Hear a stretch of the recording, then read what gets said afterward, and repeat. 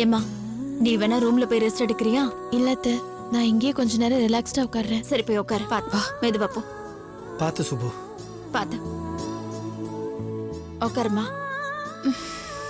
Vanitha, சுபுக்கு juice கொண்டு வாமா போ. அத்த, அதெல்லாம் ஒண்ணு வேண்டாம், நீங்க உட்காருங்க. சுபு, இனிமே உன் லைஃப்ல கவலையே படாத, சந்தோஷமா நிம்மதியா இருக்கலாமா. ஏன்னா அந்த காயத்ரிக்கு கோர்ட்ல 7 வருஷம் தண்டனை கிடைச்சிருக்கு. நிஜமாவா மாமா? ஆமா சுபு, 7 வருஷம் கழிச்சு அவ ஜெயில இருந்து வெளியே வந்ததுக்கு அப்புறம் உன்கிட்ட தகராறு பண்ணணும்னு நினைச்சா கூட அவளால முடியாது. நீயும் அதுக்கு பதில் சொல்ல வேண்டியிருக்காது. எப்படி சொல்றீங்க? எனக்கு புரிஞ்சு போச்சுமா. காயத்ரி வெளியில வர 7 வருஷம் ஆகும்னா அப்போ உன் பிள்ளைக்கு குறைஞ்சது 6 வயசாவது ஆயிருக்கும். உன் சார்பா உனக்கு பிறக்க போற புள்ள அந்த காயத்ரிக்கு பதில் சொல்லுமா. இவ்வளவு நாளா உனக்கு இருந்த கஷ்டம் எல்லாம் இன்னையோட தீர்ந்துச்சு சுபு. சூர்யாவும் நீயும் இனிமே சந்தோஷமா 100 வருஷம் வாழ போறீங்க. இத பாரு, மரியாதையா எண்ணி 10வது மாசம் ஒரு புள்ளைய பெத்து என் கையில குடுக்கற வழிய பாரு. இதுதான் என்னோட கண்டிஷன், புரிஞ்சுதா? ஆமாப்பா, உடனே சூர்யாவையும் சுபுவையும் எவ்வளவு சீக்கிரம் முடியுமோ அவங்களை ஏதாவது ஒரு ஊருக்கு ஹனிமூனுக்கு அனுப்பிச்சு வைக்கணும். 1 வாரமோ இல்ல 1 மாசம் கூட இருக்கட்டும். 2 பேரும் ஜாலியா ஊரெல்லாம் சுத்திட்டு சந்தோஷமா இருந்துட்டு வரட்டும். அம்மாடி சுபு, ஹனிமூன் போறதுக்கு ஏற்பாடு பண்ணலாமாம்மா? நீ என்ன சொல்ற? நீங்க என்ன செஞ்சாலும் சரி மாமா. சுப்பு, வெளியில வாடி. ஏய் சுப்பு, சூர்யா, வெளியில அவங்க வா. ஏதோ பிரச்சனை பண்ணன்னு வந்திருக்காங்க. நீ மேல போ. வனிதா, தம்பி மேல கூட்டு போமா. அப்பா சொல்றது கேளுங்கப்பா. போடா. வாடா, கேளு, போ. வா மெதுவாம்மா, மெதுவா போ.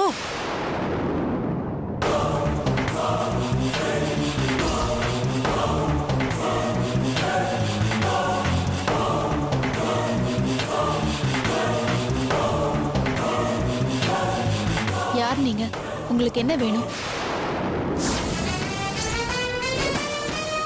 ரோகி, நன்றி கெட்டவளே. உருப்படுவியா நீ? சூர்யாவோட வாழ்ந்துருவியா நீ? என் வயிற்றுச்சல் உன்னை சும்மா விடாதிரி. என் பொண்ணு உனக்காக தான் வாழ்க்கையை தியாகம் பண்ணவ. ஆனா இன்னைக்கு அவளை ஜெயிலுக்கு அனுப்பிட்டு நீ சந்தோஷமா இருப்பியா? அது அந்த ஆண்டவனுக்கே அடுக்காதிரி. வாய மூடு. நீ எல்லாம் சாபம் கொடுத்து அது பலிக்கும்னா இந்த உலகம் என்னைக்கோ அழிஞ்சு போயிருக்கும். என்ன சொன்ன? உன் பொண்ணு தியாகம் பண்ணவளா? துரோகம் பண்ணிருக்கா. வேஷம் போட்டு நடிச்சு நாடகம் ஆடி என் மருமகளை ஏமாத்தி இருக்கா.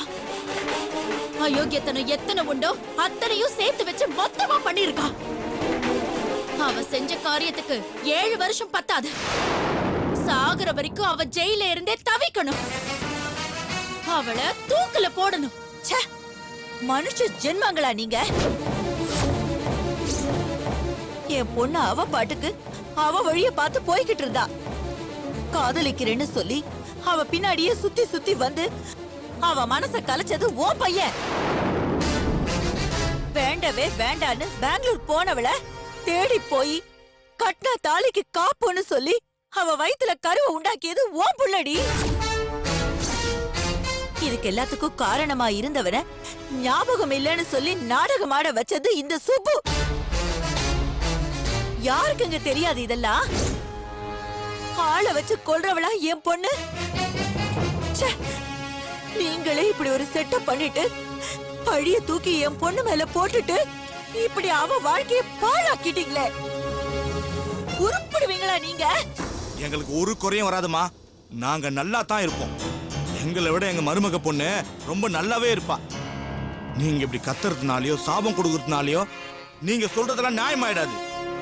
சூர்யாவுக்கு சுப்புதான் முடிவு பண்ணது நாங்க இல்ல, அது கடவுள் பண்ண தீர்மானம்.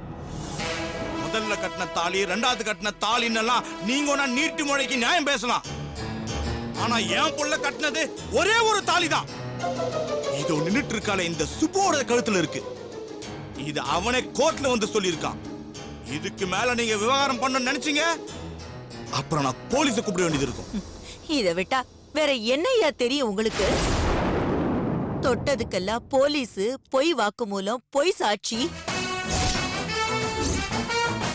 இப்படி பொய்ய போர்வியா போத்தி இவள அடக்காத்து என்ன சாதிக்க போறீங்கன்னு நானும் பாக்குறேன். நீங்க என்னங்க பாக்குறது? இப்ப நானே சொல்றேன், நானும் சூர்யாவும் ஒன்னா சந்தோஷமா வாழதான் போறோம். இன்னும் எண்ணி 10வது மாசம் என் கையில சூர்யாவோட வாரிசு இருக்கும். அந்த குழந்தைய நல்லபடியா வளர்த்து படிக்க வச்சு ஆளாக்கி நான் நடத்தின போராட்டத்துக்கும் நான் வாழ்ந்த வாழ்க்கைக்கும் ஆண்டவன் கொடுத்த பரிசுன்னு ஊரை கூட்டி சொல்லுவேன். ஏன் மைக்கு போட்டு கூட நான் சொல்லுவேன். உங்க வயித்தெரிச்சல் தான் எனக்கு பெஸ்ட் ஆசீர்வாதம். வேண்டாடி, என் கண்ணுல இருந்து விழுந்த ஒவ்வொரு சொட்டு கண்ணீருக்கும் நீ பதில் சொல்லிதான் ஆகணும். தப்பே பண்ணாத என் பொண்ணு ஜெயிலுக்குள்ள செத்துக்கிட்டு இருக்கா. அந்த பாவம் உன்னை சும்மா விடாது சுப்பு. வாய மூடு. உன் புலம்பலு, உன் சாபம், உன் கத்தலு, உன் கதறலு இதையெல்லாம் உன் வீட்ல போய் வச்சுக்கோ. கதவை இழுத்து பூட்டிட்டு கதறிக்கிட்டே இரு. தர்மம் எங்க பக்கம் இருக்கிறதுனாலதான் இந்த கேஸ் எங்களுக்கு சாதகமா முடிஞ்சிருக்கு. நீ என்ன சொன்னாலும் எப்படி சபிச்சாலும் அது ஒண்ணும் என் மருமகளை வந்து ஒட்டிக்க போறது இல்ல. மா நீ உள்ள வாமா, அது கிடக்குது. சேத்துல கல்ல போட்டா அது நம்ம முகத்துலதான் வந்து வீசி அடிக்குவா. வந்துட்டானுங்க சாபம் கொடு. ஏய் சுப்பு, நீ நல்லா இருக்க மாட்டேடி.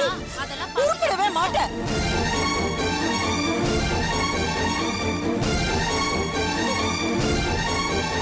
நீ நாசமா போயிடுவடி. நான் வயிறு எரிஞ்சு சொல்றேன். நீ உருப்படாம போவ, நாசமா போயிடுவ. உருப்படவே மாட்ட, நல்லா இருக்க மாட்ட. என் பொண்ணு வாழ்க்கையை நாசம் பண்ண நீ கஷ்டத்தை மட்டும் தாண்டி நீ அனுபவிப்ப. என் சாபம் உன்னை சும்மா விடாது. நீ நல்லாவே இருக்க மாட்ட. நீ நல்லாவே இருக்க மாட்ட. நாசமா போயிடுவ. உருப்பட மாட்ட. கடவுளே,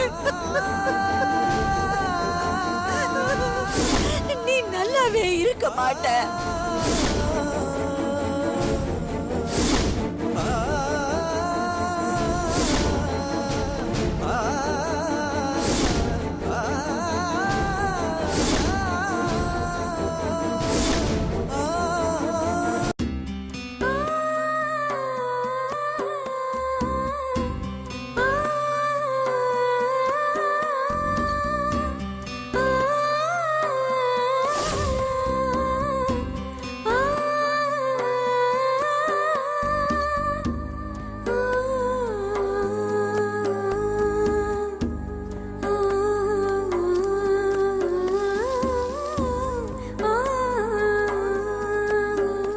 அம்மாடி,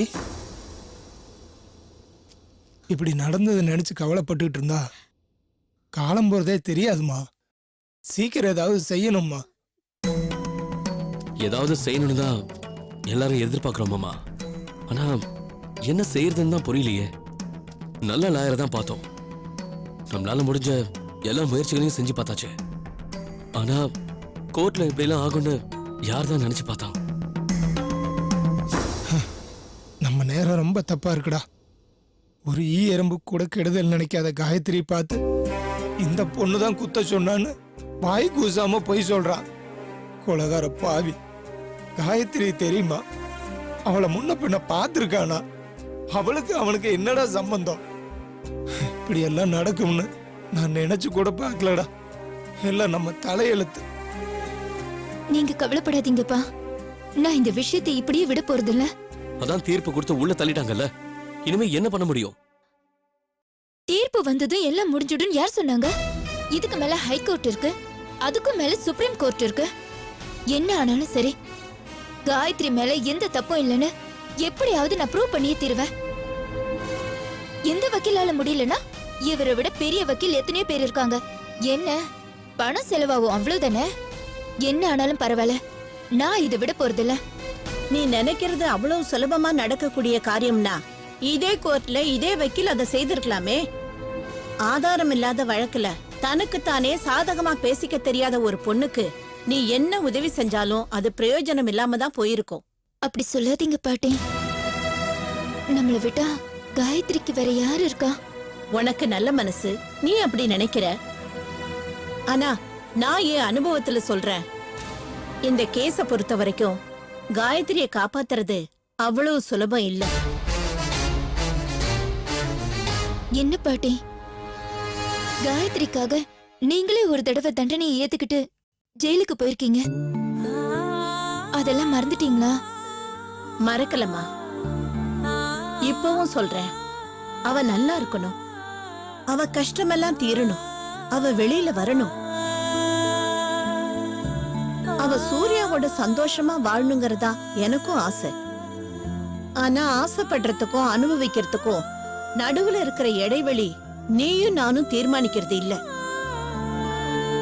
அவ தலையெழுத்து இன்னைக்கு இப்படி இருக்குன்னா அது நம்ம மாத்தி எழுத முடியாது. அதுக்காக அவளை அப்படியே தலைமொழியை விட்டுடுன்னு நான் சொல்லல. ஒரு லாயரை பார்த்து இத பத்தி மேற்கொண்டு என்ன பண்ணலான்னு பேசுறதையோ மேல் கோர்ட்டுக்கு கேஸ் எடுத்துட்டு போறதுலயோ தப்பு எதுவும் இல்லம்மா. அதே சமயம் காயத்ரியை நினைச்சுக்கிட்டு உன் வாழ்க்கையை நீ பாழாக்கிக்க வேண்டான்னு சொல்றது என்னுடைய கடமை. பாட்டி, இத பாரு ரேணுகா, இத்தனை காலம் கழிச்சு உனக்குன்னு ஒரு வேலையும் கிடைச்சிருக்கு. முதல் நாள் நீ வேலைக்கு சேர்ந்தப்பவே ஏதோ ஒரு பிரச்சனை வந்து நீ வேலைக்கு போக முடியாம போயிடுச்சு. அந்த தண்டபாணி உன் மேல வச்சிருந்த மதிப்புனால கம்பெனி எம்டி கிட்ட சொல்லி நீ வேலைக்கு சேரத கொஞ்சம் தள்ளி போட்டிருக்காரு. ஆனா எத்தனை நாளைக்குமா இப்படி தள்ளி போட முடியும்? உனக்குன்னு ஒரு வாழ்க்கை இருக்கு, உனக்குன்னு ஒரு எதிர்காலம் இருக்கு. அத நீ கவனிச்சுக்க வேண்டாமா? நான் சொல்றேன்னு தப்பா நினைச்சுக்காத. காயத்ரிய பத்தி கொஞ்ச நாள் மறந்துட்டு உனக்கு கிடைச்ச வேலையில சேர்ற வழிய பாரு. அவ வாழ்க்கையை சரி பண்றேன்னு நினைச்சு உன் வாழ்க்கையை கெடுத்துக்காத. அவ்வளவுதான் நான் சொல்லுவேன்.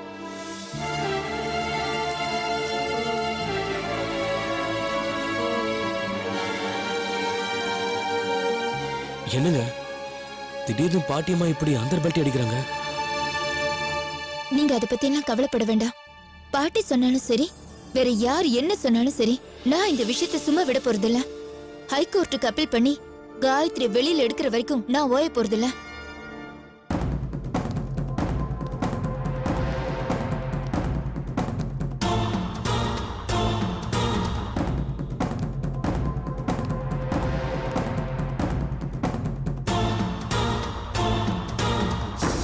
சார், அந்த பொண்ணு தான் இப்ப ஜெயிலுக்கு போயிடுச்சு. இன்னும் ஏன் சார் கவலைப்படுறீங்க?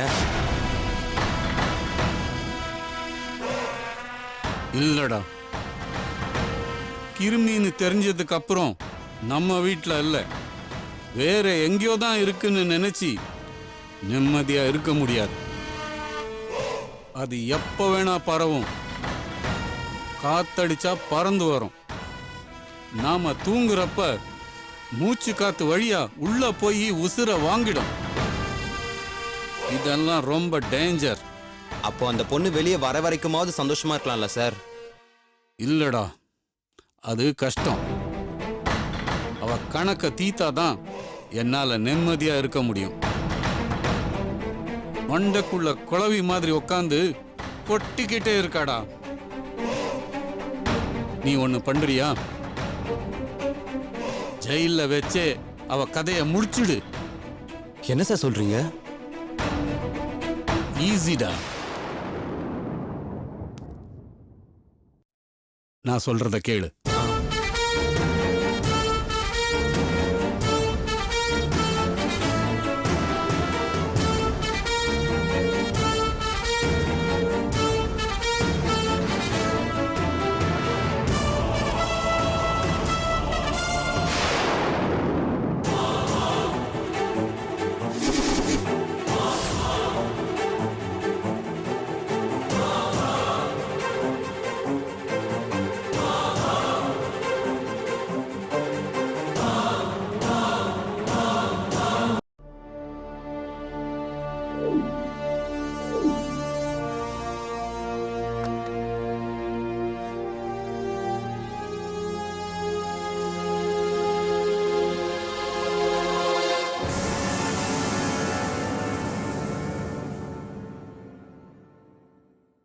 சாப்பிடு.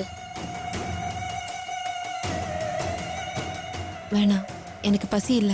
ஏன் இங்க வேண்டான்னு அடம் பிடிக்கிறது, சாப்பிட மாட்டேன்னு சத்தியாகிரகம் பண்றது, எப்ப பாரு அழுமூஞ்சியா இருக்கிறது, இதெல்லாம் 2 நாள்ல உனக்கே போர் அடிச்சிடும். சாப்பாடு வேண்டானா யாரும் உன்னை சும்மா விட மாட்டாங்க. சாப்பிடுற டைம் வந்தா அவங்க சாப்பிட்டாகணும். என்ன குடுக்குறாங்களோ அது எல்லாத்தையும் சாப்பிட்டாகணும். புரியுதா? சாப்பிடு. உன் நல்ல நேரம். சாப்பாடு டயத்துக்கு நீ வராம இருந்ததுக்கு ஜெயிலர் ஒன்னும் சொல்லல. நாளைக்கு இதே மாதிரி இருந்த உனக்கு லாடம் கட்டிவிடுவாங்க. மரியாதையா சாப்பிட்டுட்டு தட்டை இதே இடத்துல ஒரு ஓரமா எடுத்து வை. ஜெயிலர் ரவுண்ட்ஸ் வர்றப்போ நீ சாப்பிட்டேன்னு தெரிஞ்சுக்குவாங்க. இல்லைன்னா உதப்பட்டே சாவ. புத்தியோட பொழைச்சுக்கோ. புரியுதா? சாப்பிடு.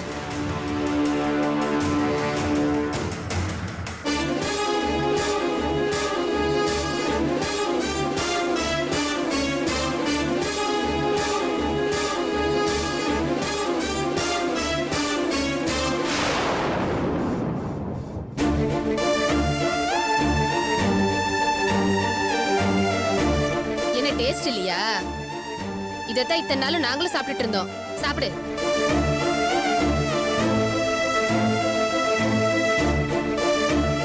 கடகடன் சாப்பிட்டு தட்டை அப்படி ஓரமா வச்சுட்டு படுத்துக்கோ.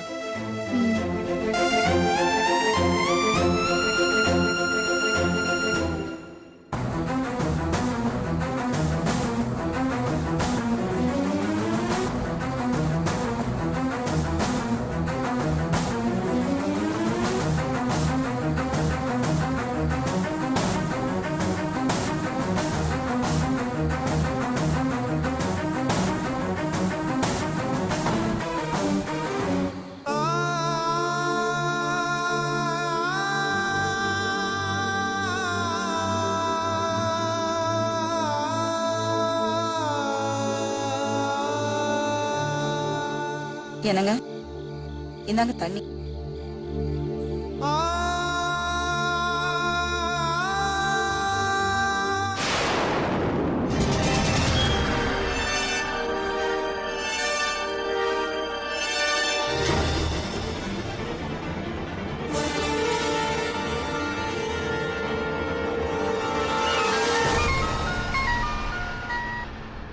மஞ்சு சொல்லு. சார், நீங்க கொடுத்த மருந்த சாப்பாட்டுல கலந்து காயத்ரி கொடுத்துட்டேன். இன்னும் 1/2 hourல அவளுக்கு வயிற்று வலி வந்துரும் சார்.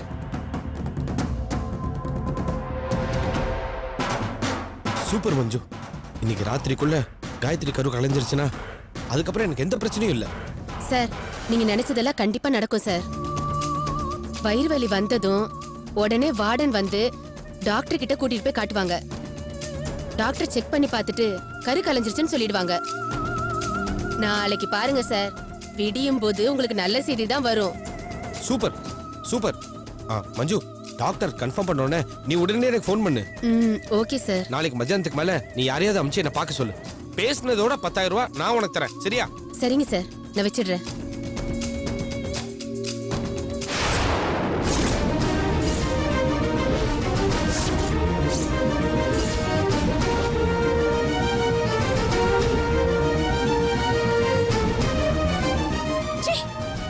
இவ்ளோ கேவலமா நடந்துப்பீங்கன்னு நான் நினைக்கவே இல்ல மாமா. இன்னொருத்தன் பொண்டாட்டிய இனிமே நினைக்காதீங்கன்னு படிச்சு சொன்னேன். கேட்கணும்னு தோணல உங்களுக்கு? இவ என்ன சொல்றது, நாம என்ன கேக்குறதுன்னு நீங்க நினைச்சதை சாதிக்கிறதுல குறியா இருந்தீங்கல்ல? வெக்கமா இல்ல உங்களுக்கு? திருட்டுத்தனமோ ஆளை பிடிச்சு பணம் கொடுத்து அக்கா வயித்துல வளர்ற கருவை கலைக்க எப்படி மாமா உங்களுக்கு மனசு வந்துச்சு? அது அவ குழந்தை, இன்னொருத்தரோட உரிமை. நீங்க யார் அத நடுவுல பூந்து இப்படி ஒரு காரியத்தை பண்றதுக்கு? வாய மூடு. பெருசா அட்வைஸ் பண்ண வந்துட்டான். என்ன, நீங்க கட்டி வைக்கிறேன்னு சொன்னா நாங்க தலையாட்டணும், விட்டுட்டு சொன்னா அதுக்கும் நாங்க தலையாட்டணும். என்ன பார்த்தா உனக்கு கேட பைய மாதிரி தெரியுதா?